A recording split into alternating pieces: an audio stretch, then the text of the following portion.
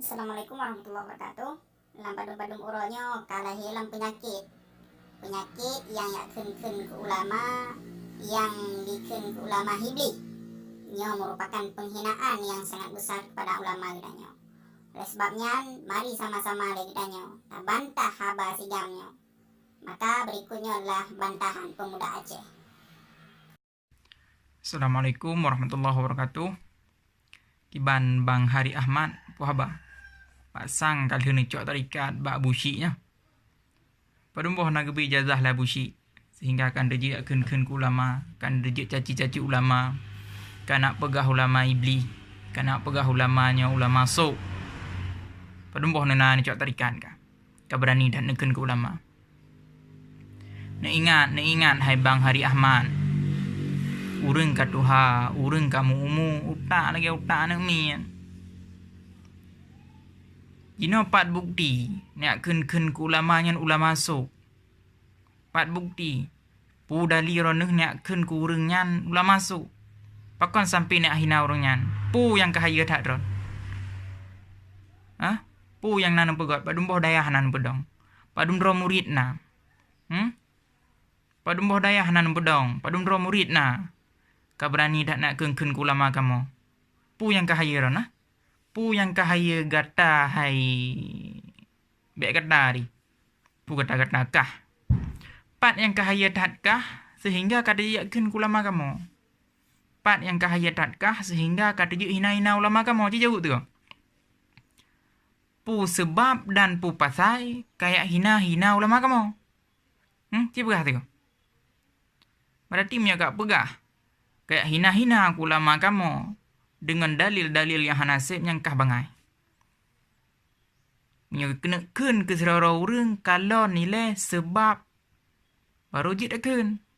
Nya hana sebab sapu. Hana masalah sapu kan aina-aina ulama. Bah? Yang 13-12 cik nombor dengan bucik nyan. Bucik bangai draw ke lebih tinggi peraka mawa pungo lah mereka.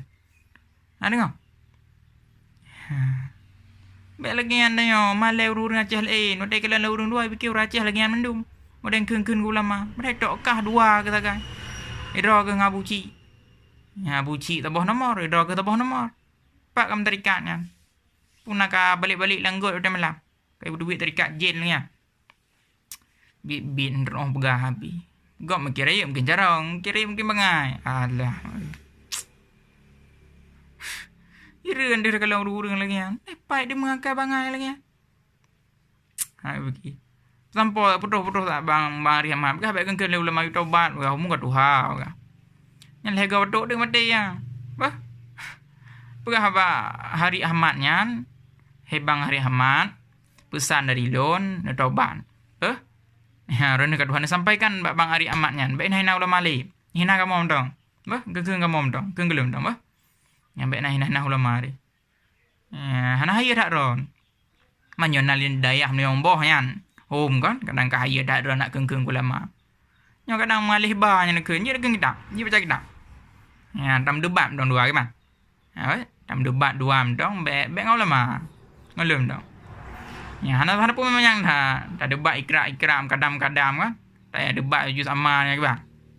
Han tak debat dari dam Thailand nan ta tanding-tanding ke Thailand kan. Baik keng ulama keng mau dong. Apa? Karena nanti punya ketika ke budak ulama, ke pakat mendawang orang ke hansuai. Bah nak ilmu ke awak jahi. Ilmu mah. Maka kamu dong. Kadang hawa kadang tu nak debat ulama mana kan. Jangan kamu dong. Bah? Jangan lom dong. Dalam Thailand biji. Ilmu pi memang nyang tak pi hanje. Kan? Ikah pi menang kan. Pak kalau lebih tak je mah. Dalam Thailand pi hanje ke. Kan ada dengar Hari Ahmad.